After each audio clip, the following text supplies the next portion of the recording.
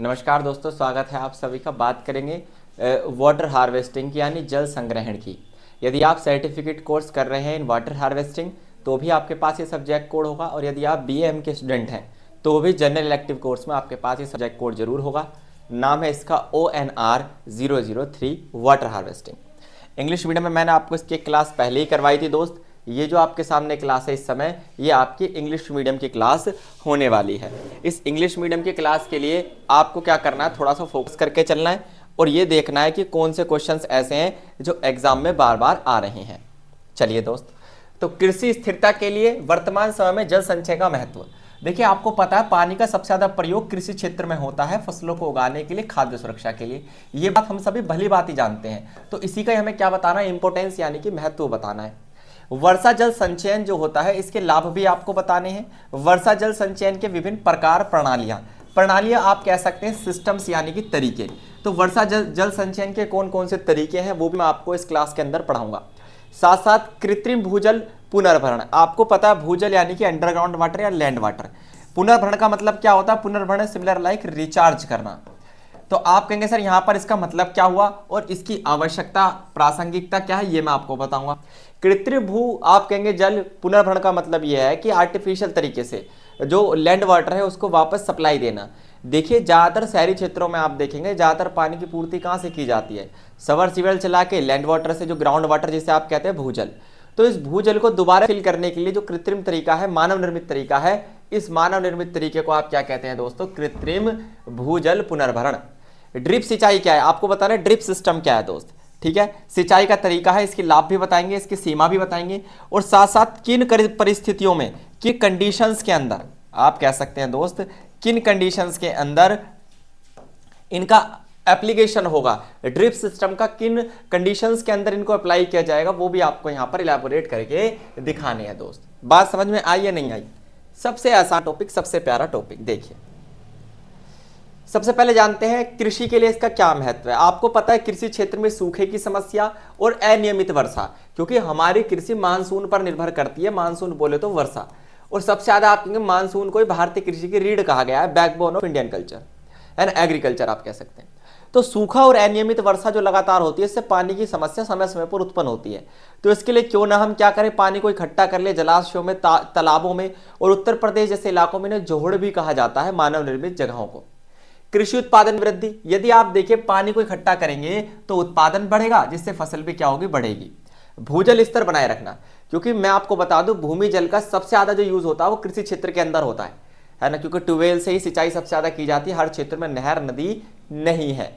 तो इसी रीजन से आप यदि थोड़ा बहुत लैंड वाटर को बचाना चाहते हैं तो उसका एक ही तरीका है कि जो आप देखिए पानी को इकट्ठा करना, मृदा कटाव को रोकना, क्योंकि जो वर्षा जल होता है स्पेशली दोस्त, वो क्या करता है, भूमि के कटाव को कम कर सकता है यदि हम फॉर एग्जांपल के लिए उसे इकट्ठा करें। भाई वर्षा का पानी है, भूमि कटाव का मतलब यहाँ पर मृदा अपरदन से है दोस्तों, है ना, जैसे आप सोइल एरोजन कहते हैं। मान लीजिए वर्षा हो रही है किसी क्षेत्र में और पानी बहुत तेजी से बह के जा रहा है, और ये मिट्टी की ऊपरी लेयर जिसे आप टॉप सोइल कहते हैं, ये सबसे ज्यादा ह्यूमिड होती है, क्योंकि it is called top soil.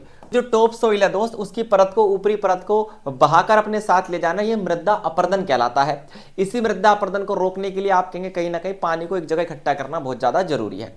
जल संरक्षण से जैव विविधता भी बनी रहती है, और स्पेशली पारिस्थितिकी, जो आप जलीय पारिस्थितिकी तंत्र आप कहते हैं, जिसे आप मरीन इकोसिस्टम कहते हैं, उस प्रणाली की भी सुरक्षा होती है। कम लागत वाली तकनीक है, रीजन क्या, बिजली का बिल नहीं आएगा, यहाँ पर किसानों का खर्चा कम होगा। जलवायु परिवर्तन से निपटने में सहायक है, क्योंकि आपको पता है दुनिया का तापमान लगातार बदल रहा है, जलवायु की घटनाएं, सर्दी पड़ती है तो बहुत ज्यादा पड़ती है, गर्मी पड़ती है तो बहुत ज्यादा पड़ती है। मतलब पहले की तरफ चीजों को एंटिसिपेट नहीं किया जा सकता, भविष्यवाणी नहीं की जा सकती। इसी रीजन से ये जो डामाडोल मामला है, इसके लिए हम एक अपना बैकअप प्लान रख सकते हैं, पानी को इकट्ठा करके। क्लियर? हाँ, यही चीज आपको क्या करनी है दोस्तों, समझनी है। आगे देखिए, वर्षा जल संचयन और इसके लाभों को परिभाषित करें। वर्षा जल संचयन एक ऐसी प्रक्रिया है दोस्त जिसमें वर्षा के जल को इकट्ठा करके क्या किया जाता है, भंडारित किया जाता है, और भविष्य में अलग अलग जगह इसके उपयोग किए जाते हैं। बस इतना सा फर्क है। संचय मतलब इकट्ठा करना, क्या इकट्ठा करना है, पानी। कहाँ का पानी, वर्षा का पानी, बस इतना सा है दोस्त। ठीक है, कहाँ कहाँ इसका आप कहेंगे इस्तेमाल होता है, सबसे ज्यादा खेती में इस्तेमाल होता है, पीने के लिए इसको थोड़ा सा क्या करना पड़ता है, आप देखिए पीने के लिए इसे थोड़ा सा साफ करना पड़ सकता है, संशोधित करना पड़ सकता है, प्योरीफाई करना पड़ सकता है। और सबसे ज़्यादा लैंड वाटर जो रिचार्ज सिस्टम है, मतलब भूमि को जल को वापस रिचार्ज करना, शहरी क्षेत्रों में नहीं हो पाता। भाई बारिश का पानी जमीन पर पड़ेगा, जमीन उसे सोख लेगी तो लैंड वाटर दोबारा रिफिल होता है। लेकिन दोस्त जहाँ पर आपने पक्की सड़कें बना दी, हर किसी को पक्के मकान, पक्की सड़कें, सब कुछ पक्का पक्का चाहिए, तो फिर पक्की पक्की चीज़ों में तो सारा पानी नालों में ही जाएगा। तो आप देखिए जब हम रेन वाटर हार्वेस्टिंग करते हैं तो क्या होता है, सीधी सी बात है, जो भूमि का जल है वो बचता है, कम इस्तेमाल होगा उसका। जल संकट जो है, सूखे की स्थिति जो है या पानी की जो कमी है, उससे भी हम निकल सकते हैं। दो बेसिक रीजन तो डायरेक्टली यही है।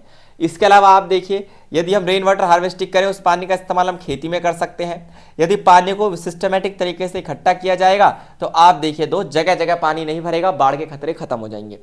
पर्यावरण संरक्षण होगा क्योंकि जल की बर्बादी को हम रोक पाएंगे, और ऊर्जा की भी बचत होगी। क्योंकि दोस्त जब हम क्या करते हैं, वर्षा जल को इकट्ठा करते हैं तो उसमें आप कहेंगे पंप से पानी निकालना नहीं पड़ता, समरसीबल चला के बिजली का आप कहेंगे खर्चा नहीं बढ़ता। वो बहुत ही आसान और बहुत ही आप कहेंगे सस्ता तरीका है। बात समझ में आई या नहीं आई? यहां तक किसी को दिक्कत या परेशानी तो नहीं दोस्त? बताइए, आगे चलें? आप कहेंगे बिल्कुल सर यहां तक हमें कोई दिक्कत या परेशानी नहीं हुई है। इसी चीज में थोड़ा सा आगे आप चलेंगे तो आपको दिखाई देगा वर्षा जल संचयन प्रणालियों के कौन कौन से तरीके हैं। सबसे पहला तरीका है सरफेस रन ऑफ हार्वेस्टिंग, मतलब वो पानी जो सतहों पर बह रहा है, सड़कों पर, खुले क्षेत्रों पर, इस पानी को इकट्ठा करना। क्योंकि जगह जगह इकट्ठा अपने आप होगा, उसमें मच्छर पनपेंगे, डेंगू, मलेरिया, चिकनगुनिया जैसी बीमारियां होंगी। दूसरा सबसे ही फेमस तरीका है रूफ टॉप, जिसे आप कहते हैं दोस्तों roof top rain water harvesting, यानी जो छत के ऊपर किया जाता है। घरों की छत पर, घर तो हालांकि ज़्यादा बड़े नहीं होते, पर स्कूल की जो आप कहेंगे सरकारी और प्राइवेट ऑफिसेज होते हैं उनके ऊपर ही बनाया जा सकता है। नहर और बांध, नदी नालों में जल का बहाव धीमा करके हम जल संग्रहण पर क्या कर सकते हैं दोस्तों, बांध बना सकते हैं, ये भी तरीका है। कुंड और जलाशय बना सकते हैं, इस मैंने आपको बताया था, इन्हीं को ही आप यूपी उत्तर प्रदेश क्षेत्र में जोड़ भी कहते हैं। गड्ढे या फिर आप देखिए प्रोकोलेशन, इसे क्या कहते हैं, प्रोकोलेशन। इसका इस्तेमाल सिर्फ किस लिए होता है, लैंड वाटर को दोबारा रिचार्ज करने के लिए, है ना। गड्ढे बना देते हैं ताकि उनमें पानी भर जाए और उस पानी को धीरे धीरे करके जमीन सोख ले। सबसे तरीका है कंटूर वाला। ये कंटूर बंडिंग क्या है इसको समझिए। ढलानों पर जल संचयन के लिए ऊंची मेड़ों का निर्माण करना दोस्तों। ढलान वाला क्षेत्र, अगर मान लीजिए कोई इतना ढलान वाला क्षेत्र है और यहाँ पर क्या हो रही है, इस वाले एरिया पे बारिश पड़ रही है, तो क्या ये पानी रुकेगा? आप कहेंगे नहीं सर, ये तो मृदा अपरदन और करेगा पहाड़ी क्षेत्रों से। तो इस पर क्या करना है, हमें ऊंची ऊंची मेड़े बना देनी है। ऊंची ऊंची मेड़े बना देंगे तो कुछ समय के लिए पानी क्या होगा, रुकेगा। ये जो सीढ़ीदार फसल जो होती है आप इसे कह सकते हैं। क्लियर? यहां तक किसी को समझ में आया तो पूछिए जी। साथ साथ मैं आपको बता देना चाहता हूं, जिन बच्चों के एग्जाम जून 2025 में है या फिर दिसंबर 2025 में, उनके लेटेस्ट असाइनमेंट दोस्त आ चुके हैं। आप उन्हें हमारे जो व्हाट्सएप नंबर आपको स्क्रीन पे चलता हुआ दिखाई दे रहा है, इस पर हमसे कॉन्टैक्ट कीजिए और वो असाइनमेंट जल्द से जल्द ले लीजिए और बना के सबमिट भी आप कराएं। लास्ट डेट उसकी 30 अप्रैल है जून एग्जाम के लिए, और आपको पता है 30 सितंबर होती है आपकी दिसंबर एग्जाम के लिए। कृत्रिम भूजल पुनर्भरण एक ऐसी प्रक्रिया जहां पर मानव निर्मित उपायों से, उपायों की जगह आप बड़े यहां पर तरीके भी यूज कर सकते हो, जहां पर मानव निर्मित तरीकों से जो लैंड वाटर है उसको दोबारा क्या किया जाता है, फिल किया जाता है, रिफिल किया जाता है। आप ऐसा भी कह सकते हैं, रिफिल किया जाता है जल स्रोतों की स्थिरता को बनाए रखने के लिए। मतलब एक तो नेचुरली तरीके से बारिश हुई, जमीन ने पानी सोख लिया, भाई लैंड वाटर रिफिल हो गया। भाई पानी एक तरीके से जमीन के नीचे भी जो सिल्टेक्स है धीरे धीरे करके भरती है। दूसरा तरीका क्या है भाई, बोरिंग लगा के भरना। मतलब हमें क्या करना है, पानी को रेन वाटर हार्वेस्टिंग के माध्यम से इकट्ठा कर लेना है और उस पानी को धीरे धीरे करके जमीन के अंदर छोड़ना है। वर्तमान समय में इसकी आवश्यकता इसलिए क्योंकि लगातार जो लैंड वाटर लेवल है दोस्तों वो तेजी से गिर रहा है। दूसरी चीज, शहरी क्षेत्रों में आप देखिए सबसे ज्यादा हम किस पर डिपेंड करते हैं, अंडरग्राउंड वाटर पर ही। तो इसकी बढ़ती मांग को क्या करना है, आपको ध्यान में रखना है। सूखा प्रवण क्षेत्रों में सबसे ज्यादा जरूरी है क्योंकि जहां पर सूखा पड़ता है वहां पर सीधी सी बात है वहां के लैंड में पानी नहीं होता, अंडरग्राउंड वाटर वहां पे नहीं होता। खेतों में पर्याप्त जल आपूर्ति के लिए भी क्या दोस्तों ये आवश्यक है। खारे पानी की घुसपैठ को रोकना, तटीय क्षेत्रों में समुद्री जल के भूजल मिलने की समस्या से बचाव होना। आपको मैं बता दूं जो तटीय क्षेत्र होते हैं, यदि आप भारत की ही बात करें तो आपको कुछ इस तरीके का जो नक्शा भारत का दिखाई देता है दोस्त, ये मैं फॉर एग्जांपल के लिए बना रहा हूँ, रियलिस्टिक मत मानना। ये जो तटीय इलाके हैं यहाँ पर होता क्या है, यहाँ पर अंडरग्राउंड वाटर जो जमीन के अंदर है और जो मरीन वाटर है ये अंदर ही अंदर क्या हो जाते हैं, जमीन के अंदर ही मिल जाता है। अब देखिए जो अंडरग्राउंड वाटर है वो साफ होता है, वो नमकीन तो नहीं होता, लेकिन जो मरीन वाटर है आपका, समुद्री जल है, उसके अंदर बहुत ज़्यादा खारा पानी होता है, उसके अंदर बहुत ज़्यादा नमक पाया जाता है, नमकीन वाटर होता है, सलाइन वाटर होता है। इसी रीजन से इन दोनों चीज़ों को अलग अलग करने के लिए भी आपको ये करना पड़ता है आर्टिफिशियल ग्राउंड वाटर रिचार्ज। बाढ़ नियंत्रण में बहुत ज़्यादा सहायक है दोस्त, क्योंकि रीज़न ये जो भी एक्स्ट्रा पानी आपको ज़मीन के ऊपर तैरता हुआ दिखाई दे रहा है उसे ज़मीन के अंदर उतारना है, और यही प्रक्रिया आपकी क्या कहलाती है दोस्त, यही प्रक्रिया आपकी कहलाती है आर्टिफिशियल लैंड वाटर या अंडरग्राउंड वाटर या ग्राउंड वाटर रिचार्ज। क्लियर, कुछ भी आप कह सकते हैं। आगे चलें।